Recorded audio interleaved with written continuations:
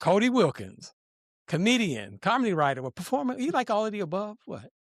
Yeah, pretty much. I'm a writer performer. Yeah, specifically There in you comedy. go. How's it going, You Mark? just you the man. We did audio, now we're doing video. Cody Wilkins, what is on your mind? Man, well, there's a lot of comedy on my mind these days.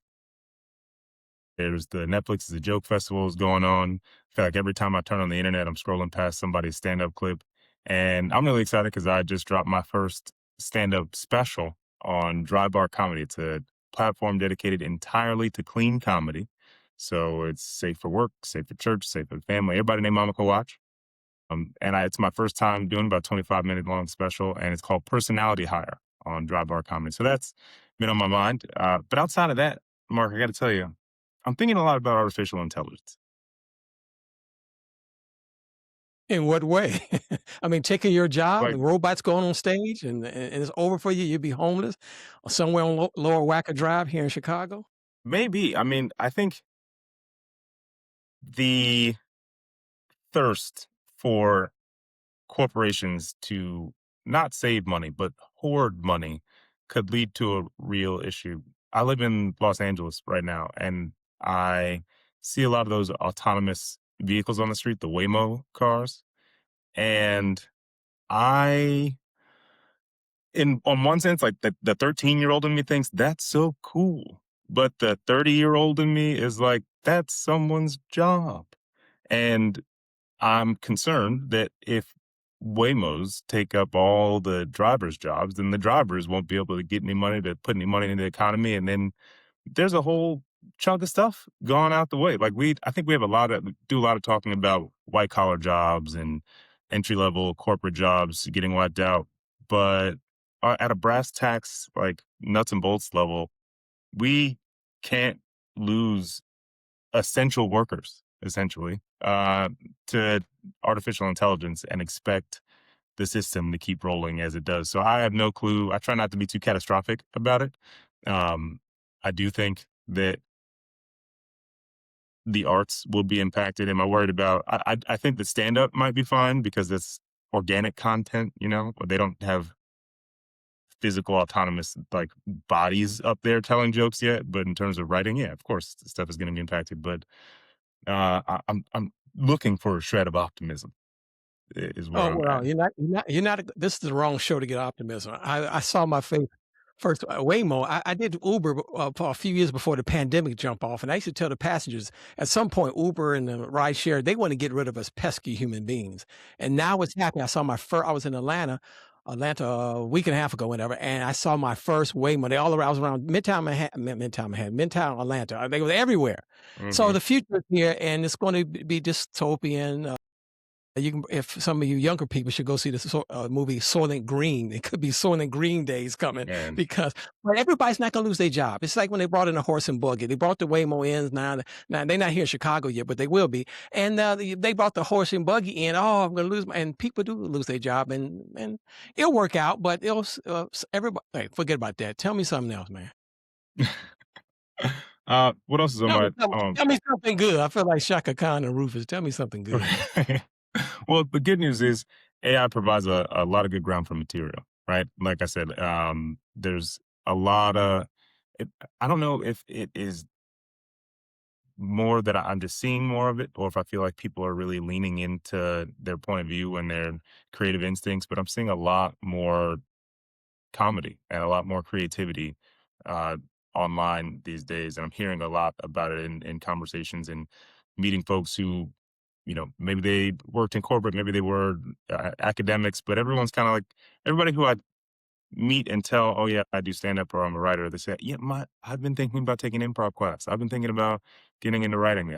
I'm taking a creative writing class, and I think that while it sucks that fewer and fewer people are working, I do love that folks are working to get closer to their artistic center and their artistic core. And you know, I think all ships will rise with the tide. Folks will like iron will start sharpening iron. People will be more increasingly talented, and it's just nice that folks are able to get in touch with themselves and create like that. That makes me happy.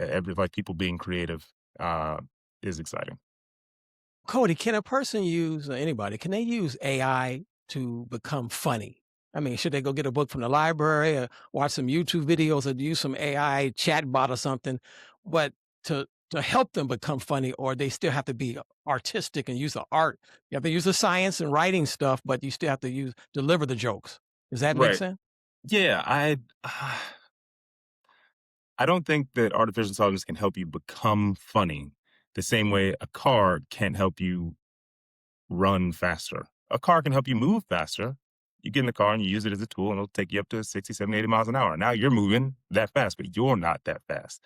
So with artificial intelligence, it can write jokes for you.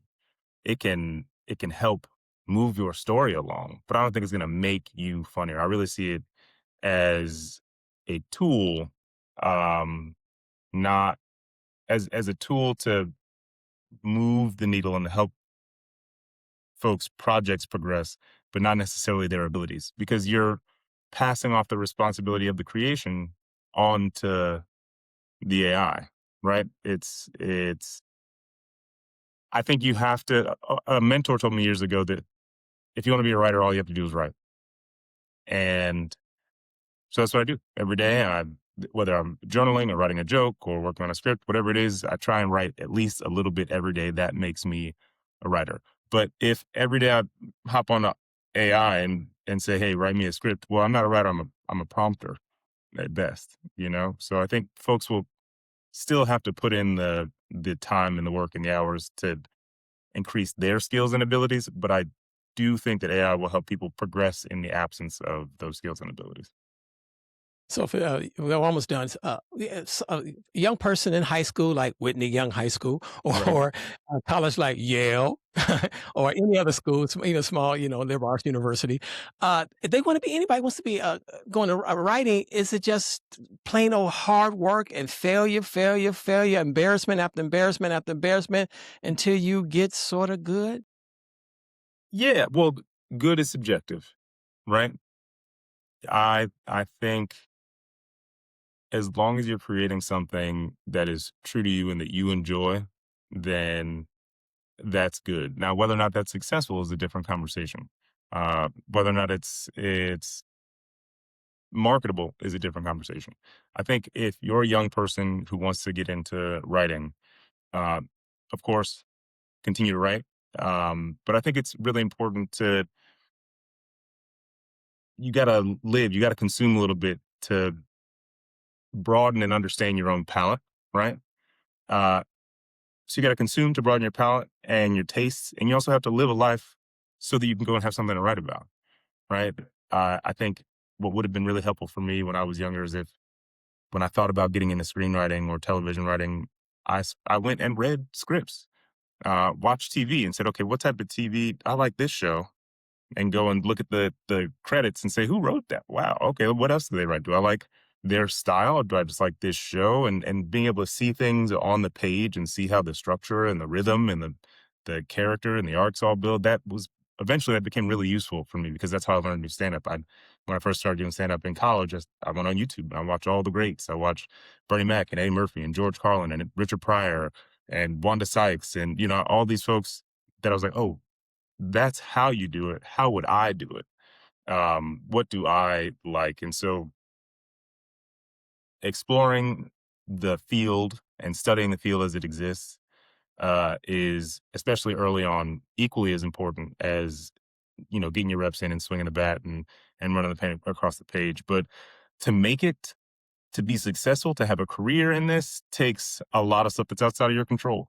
It's a combination of network and timing and ability and what the industry's looking for and who you know and a lot of luck. But you can't strike with any of those things if you don't sit at the table and put in the work yourself. So first things first, you got it right. Cody Wilkins, thank you. Mark, appreciate you, man. Take care.